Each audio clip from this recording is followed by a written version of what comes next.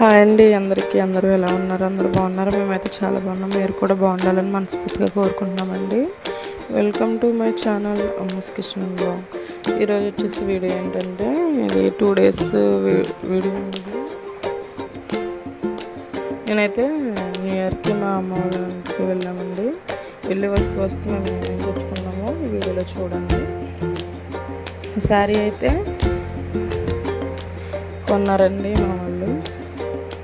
శారీ ఎలా ఉందో కామెంట్ చేయండి. శారీ బాగుందో లేదో, మీకు ఆ కలర్ శారీస్ అంటే ఇష్టమో లేదో కామెంట్ చేయండి. ఇవైతే ఖర్జూరం అండి.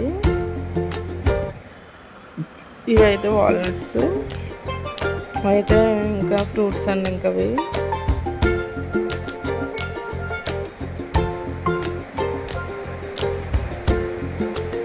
చాక్లెట్స్ ఇవన్నీ తీసుకొచ్చుకున్నానండి. నేనైతే శారీ మాత్రం ఎలాగుందో కామెంట్ చేయండి. నాకైతే నచ్చింది, మంచిగా చాలా తేలిగ్గా ఉందండి, లైట్గా. ఇంకా వచ్చిన నెక్స్ట్ డే మార్నింగ్ అయితే నేను పాలకూర పప్పు చేశానండి. పాలకూర అయితే చాలా హెల్దీ కదండి, ఆకుకూరలు మనకి తినడానికి. కళ్ళకి ఇంకా పాలకూరలు ఎక్కువ ఐరన్ ఉంటుందండి. ఐరన్ డెఫిషియన్సీ ఉన్నవాళ్ళు, ఐరన్ తక్కువగా ఉన్నవాళ్ళు ఈ పాలకూరను తింటే ఎక్కువగా మనకి రక్తంలో ఐరన్ కంటెంట్ ఎక్కువ ఉంటుందండి. ఇంకైతే పాలకూర పప్పు చేశానండి. కొంచెం నేను పలుచగానే చేశానండి. ఇంకా తాలింపు పెడుతున్నానండి. నేనైతే వీడియో ఏమీ ఎక్కువగా షూట్ చేయలేదండి, కొంచెంగానే షూట్ చేశాను. ఫుల్ వీడియోలు ఏమి తీయలేదండి నేనైతే.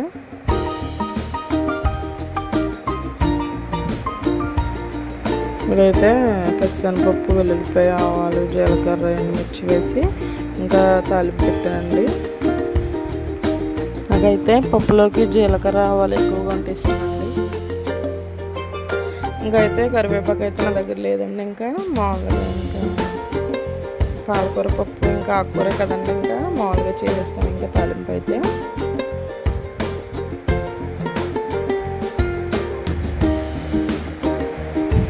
తాలింపు ఎప్పుడైనా సరే కొంచెం అలా కలర్ చేంజ్ అయిన తర్వాత మనం తాలింపు ఆఫ్ చేసుకుంటే, స్టవ్ ఆఫ్ చేసుకుంటే చాలా స్మెల్ వస్తుందండి.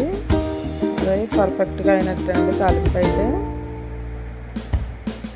ఇక్కడైతే నేను ఆఫ్టర్నూన్ లంచ్ చేస్తున్నానండి.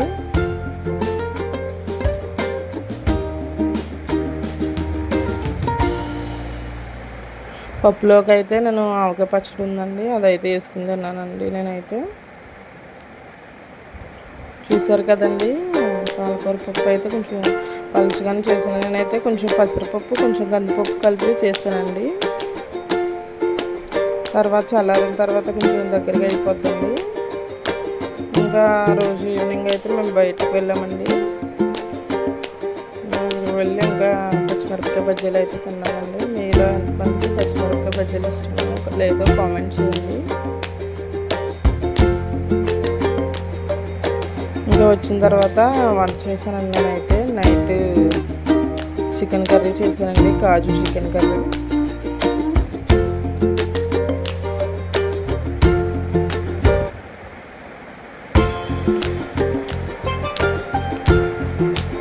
ఇక్కడైతే రైస్ కడిగేసి ఇంకా అన్నం వండుతున్నానండి. నేనైతే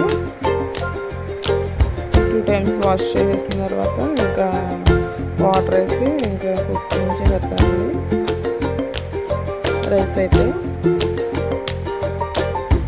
ఇంకా చికెన్ కర్రీ కోసమని నేను ఇంకా చికెన్, ఉల్లిపాయలు, పచ్చిమిరపకాయలు అవి కట్ చేసి పెట్టుకున్నానండి. కట్ చేసుకున్న తర్వాత స్టవ్ ఆన్ చేసి గిన్నె పెట్టుకొని అందులో ఆయిల్ వేసుకొని ఉల్లిపాయ, పచ్చిమిరపకాయలు వేసుకోవాలండి. వేసుకుని వేయించుకున్నానండి. వేయించుకున్న తర్వాత చికెన్ అయితే శుభ్రంగా కడిగి పెట్టుకోవాలండి. 2-3 times అయితే వాష్ చేస్తానండి.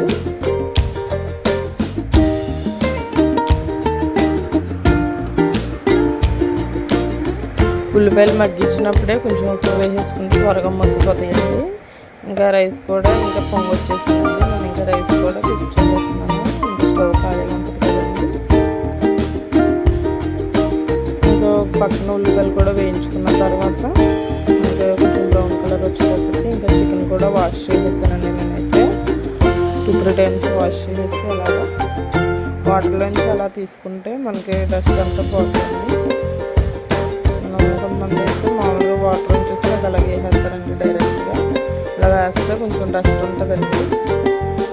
వాటర్లోంచి అలా క్లీన్ చేసుకుని ఇలా కొంచెం ఉప్పు వేసుకున్నాం కదండి ఉల్లిపాయ ముక్కల్లో, అందుకని చూసుకుని వేసుకోవాలి. చికెన్లో అయితే వేసుకుని కొంచెం అల్లం వెల్లుల్లి పేస్ట్ వేసుకుని మగ్గించుకోవాలండి. సరిపడా అల్లం వెల్లుల్లి పేస్ట్ వేసుకుని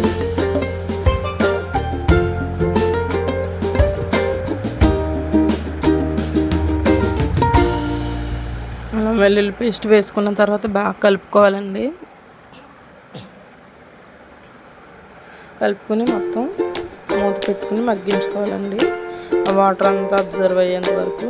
తర్వాత మూత తీసి చూస్తే కొంచెం వాటర్ ఉంటాయండి, అందులో కొంచెం పసుపు వేసుకుని మొత్తం కలుపుకోవాలండి. తర్వాత సరిపడా కారం వేసుకుని కూర మొత్తం ఈవెన్గా కలుపుకోవాలండి.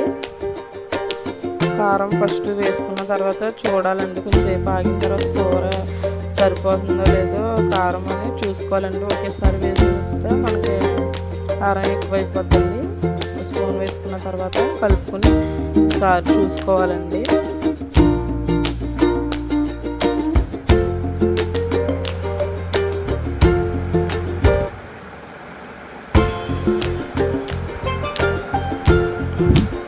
నేనైతే కూర కారం వేసిన తర్వాత కూరలోకి మూత పెట్టేసి ఒక 5 నిమిషాలు అలా ఉంచుతానండి. అప్పుడు మనకి కారం సరిపోయిందా లేదా అని తెలుస్తుంది.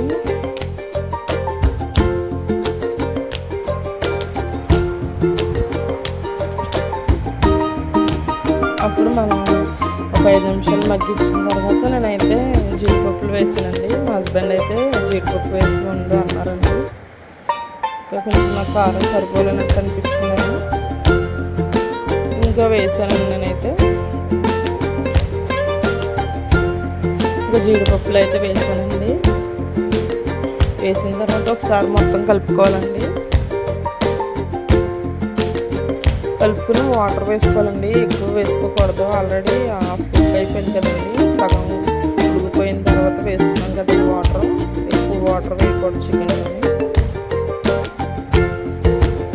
ఇక్కడ అయితే మా హస్బెండ్ బయట నుంచి డ్యూటీ నుంచి వస్తూ ఇంకా బయటకు వెళ్ళామని చెప్పాం కదండి. బయటకు వెళ్ళిన తర్వాత నన్ను ఇంటి దగ్గర దింపేసి మళ్ళీ స్కూల్కి వెళ్ళారండి. వెళ్ళి వస్తూ కూరగాయలు, ఎగ్స్, పాలు అవి లేవని ఇంకా తీసుకొచ్చారండి. టమాటాలు, కొత్తిమీర చూడండి ఎంత ఫ్రెష్గా ఉందో, చాలా ఫ్రెష్గా ఉందండి కొత్తిమీర అయితే. ఇలా కూర అంతా దగ్గరగా ఎగిరిపోయిన తర్వాత కొంచెం గ్రేవీ ఉండగానే స్టవ్ ఆఫ్ చేయాలండి. ఆఫ్ చేసి నేనైతే మసాలా వేసాను. ఆ క్లిప్ అయితే వీడియో తీయలేదండి. మసాలా వేసిన తర్వాత కొత్తిమీరతో లాస్ట్లో వేసేసుకుని ఒక 2 మినిట్స్ కుకింగ్ చేసిన తర్వాత స్టవ్ ఆఫ్ చేసుకుని మూత పెట్టి ఒక 10 మినిట్స్ అన్న అలా మగ్గినవ్వాలండి కూరని. అప్పుడే టేస్ట్ ఉంటుందండి. ఇక్కడైతే ఇంకా డిన్నర్కి ఇంకా చేసేస్తున్నామండి. అయితే మేమైతే మా హస్బెండ్ అయితే పెట్టేయమన్నారండి.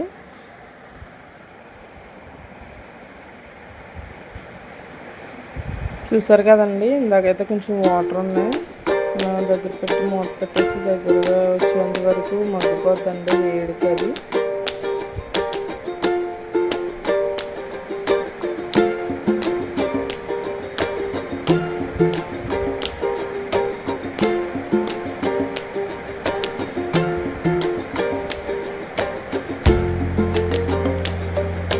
ఇంకా లంచ్ డిన్నర్ అయిపోయిందండి. నైట్ అయితే ఇది నెక్స్ట్ డే మార్నింగ్ అండి. ఇది నెక్స్ట్ డే మార్నింగ్ అయితే ఇంకా చికెన్ కర్రీ ఇంకా ఉన్నదండి మాకైతే. ఇంకా అందులోకి ఇంకా పచ్చి పులుసు అయితే చేస్తున్నానండి నా స్టైల్లో. వంకాయ పచ్చి పులుసు ప్రాసెస్ ఎలాగో నేను మీకు ఈ వీడియోలో చెప్తానండి.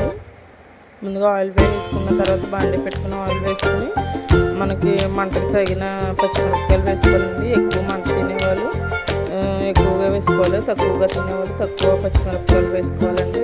వేసుకున్న తర్వాత 2 వంకాయలు ఉంటాయి కదండి, అవి మీడియం ముక్కలుగా చిన్న చిన్న ముక్కలుగా కట్ చేసి పెట్టుకుని పచ్చిమిరపకాయలు వేగిన తర్వాత వేసుకోవాలండి. వంకాయ ముక్కలు అయితే వేసుకున్న తర్వాత టమాటా ముక్కలు కూడా కట్ చేసి పెట్టుకుని వేసుకోవాలండి.